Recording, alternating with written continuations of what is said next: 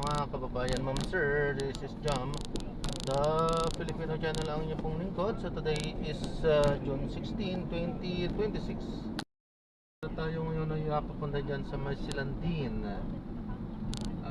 Residences, Barangay 99 Balintawak, Caloocan po yan, Bonifacio po yan. At dadalhin natin sa may Dila sa Araneta University, dyan yan sa may Potrero, Malabo. Magbabalik po tayo mamaya konti po pag nakuha na po natin sila sa may Victonita banda po yan. Okay, magbabalik po tayo mamaya konti pag nakuha na po natin sila. Disclaimer lamang po ang content po natin ay kalsada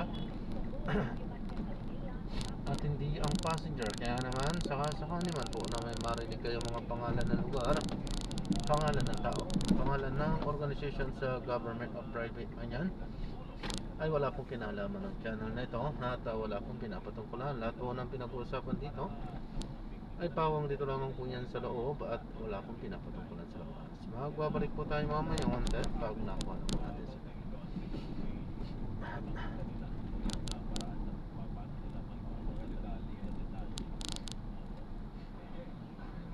Ano po?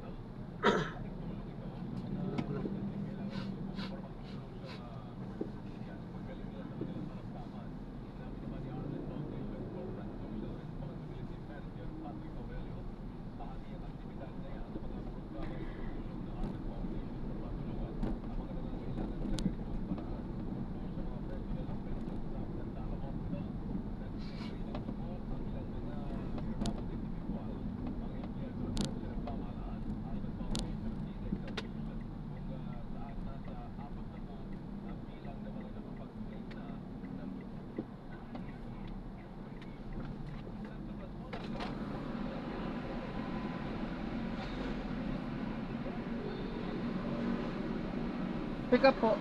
Thank you. Ayan, dito na tayo.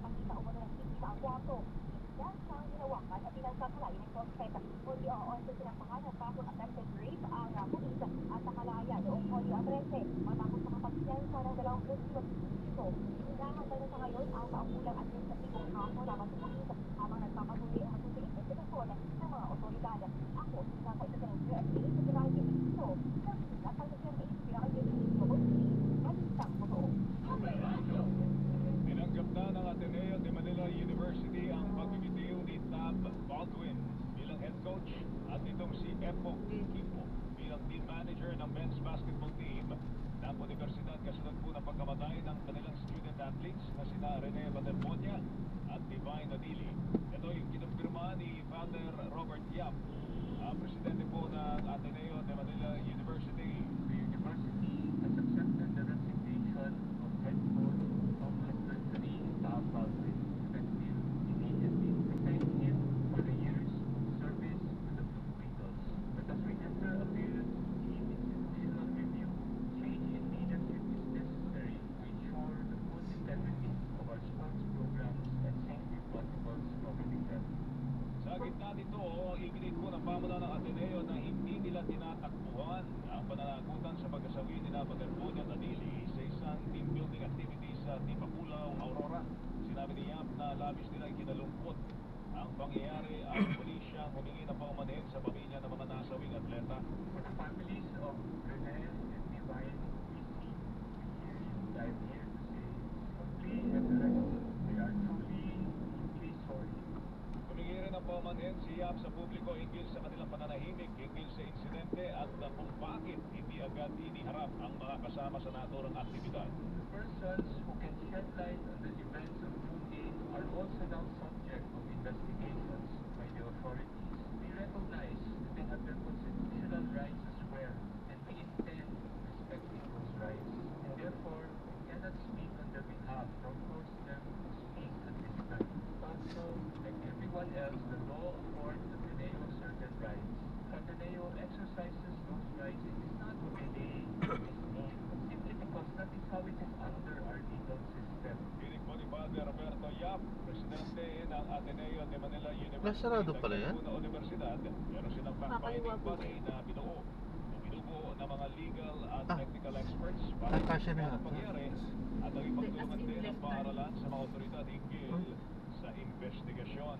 Sinisilip na ng PNP Criminal Investigation and Detection Group o PNP-CIDG ang posibilidad na nagkaroon ng paglabag sa anti-hazing law sa pagkasawi ng dalawang atleta ng Ateneo de Manila University na sina Rene Malaki siya. Batermonia at Divine Nadili.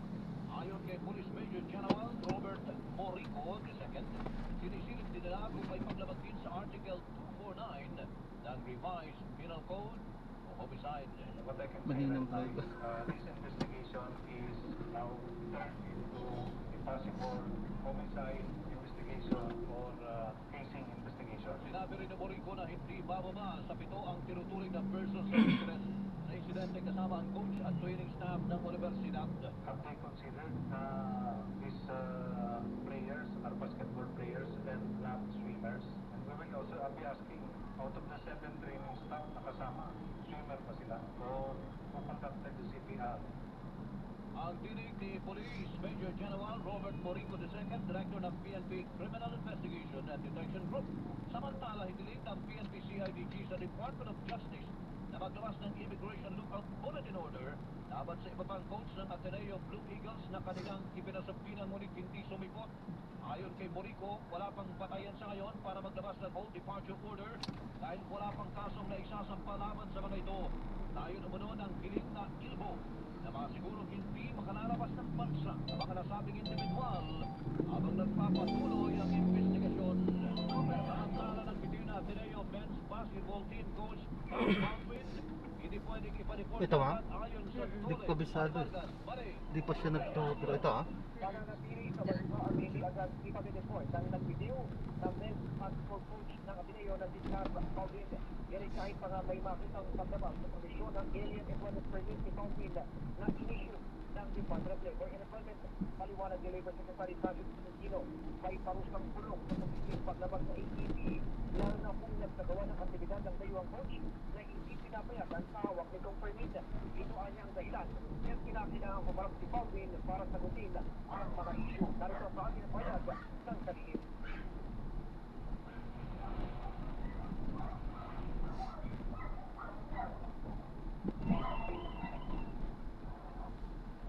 Maling. Yes, samantala kahapon, abogado lamang ang humarap sa patawag ng Nole kay Baldwin at nagsumite ng alien registration certificate na in-issue ng Bureau of Immigration sa napunang dayuhan sa halip naman na isumite ang AEP o yung Alien Employment Permit na hinihingi ng Nole. Ako si Manny Warner ng GMA Operasyon Isikawati, Balitan mo to. Ito ang Super Balita sa Umaga, Nationwide!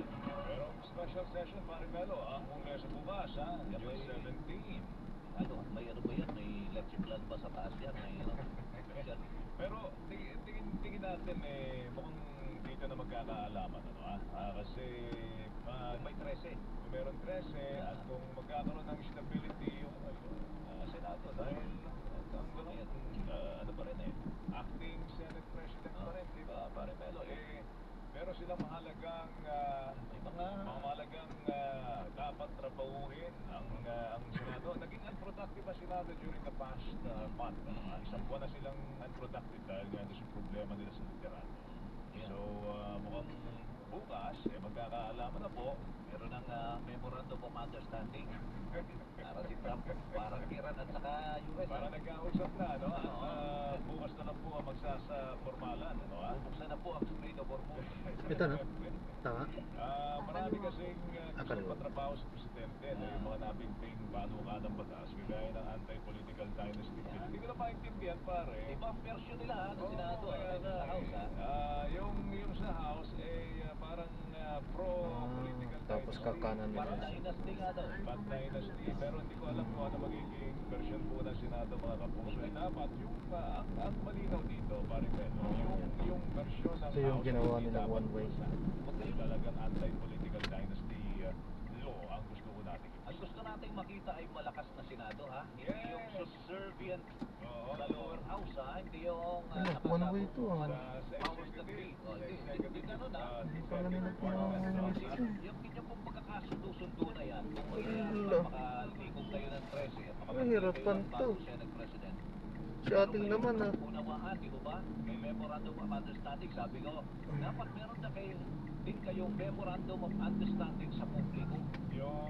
Yung interest po ng publiko, hindi po yung interest ng kung kanino, ha? Dapat katanggap-tanggap sa publiko Oo. ang anuman pagpapalit ng liderato. At saka yung mga gagawin nyo dyan, hindi yung kayo'y nakayuko, nagmamano. Kasi kami Ganon. hamon nyo Ay, nagmamano. Kami hamon nyo, hindi yung Kung sino?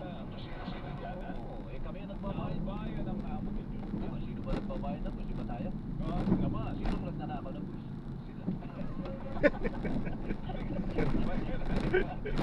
Sila. kami, ang boss nyo, ha? Kami. Huwag nyo kami nakawan, ha? Balikan natin ating mga headlines. Pangulong Bongbong Marcos, qualified na yung tawag sa diyo, pare, pagka ninakawan mo yung boss mo.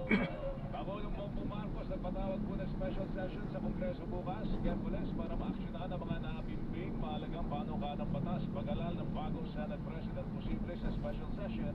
Ayon kay Senator Edwin Tulfo, House Prosecution Panel at Council Vice President Sara Duterte nagsumiti ng kanilang pre-trial Pasok na lang po dun para sa sa nalalapit na may flag. impeachment trial ng Vice Presidente. Edward, o halaga ng ari-arian ni na Vice President Sara Duterte, second gentleman Manasseh Carpio, tumaas sa mahigit sa 98 billion pesos ng 2025 mula sa mahigit sa 88 billion Doon din pesos po ng labas nyo kasi 2024. sarado. Dalawa po sa mahigit sa 100 baril na nakarehistro kay Senator Ronald De La Rosa isinuko ng kanyang kampo sa mga otoridad. Office of the President, naglaan ng 278 million pesos na pondo sa mga lokal na pamahalaan na pinaka-naapektuhan. Diba? Ingat po, God bless po. Thank you. Bayan ng Governor Generoso sa Davao Oriental, diyanig naman ng magnitude 6.2 na lindol kahapon. Mahigit sa 40 lugar sa bansa. Ayan, sa na-drop na natin sila. Maraming salamat po sa panonood. Hanggang sa muli po. Bago matapos ang Ingat po at God bless. Paalam po muna pansamantala. Tayo ay gagawa ng ibang video sa ating susunod na misyon. Paalam po muna pansamantala. This is Jam, the Filipino channel, ang inyo pong lingkod. Paalam po. Sa gitnang silangan, ayon kay US President Donald Trump, Sunod. dahil sa mababang overall transmission rates ayon sa National Grid Corporation of the Philippines. Ateneo Blue Eagles coach Tab Baldwin at team manager Epok Kimbo nagbitiw sa pwesto kasunod ng pagkamatay ng kanilang